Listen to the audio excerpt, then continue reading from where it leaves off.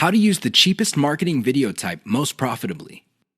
Video marketing actually involves many types of videos. There's no such thing as a magic bullet video. Seriously, there's no one video type that would sell everybody all the time. That simply doesn't work. Different people are more likely to trust a video spokesperson. Fair enough. Others have a soft spot in their hearts for a whiteboard animation. Cool. Even others prefer slideshows. Now, you may be thinking that these different video types are pretty much the same. No, they're not. At the very least, they're priced differently. If you're looking for the cheapest type of video marketing, go with slideshows. This should be obvious.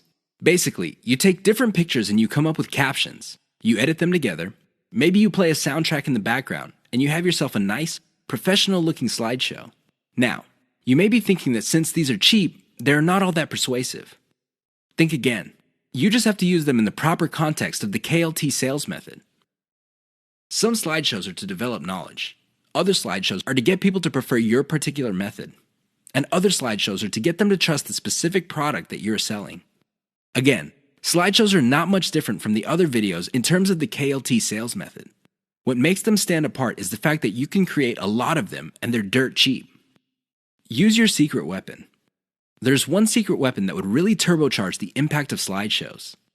The best part to this secret weapon is that it doesn't really cost much money. What am I talking about? Your voice. Either you narrate your slideshows or you hire somebody for cheap to do it. Regardless of how you do it, just do it. Why?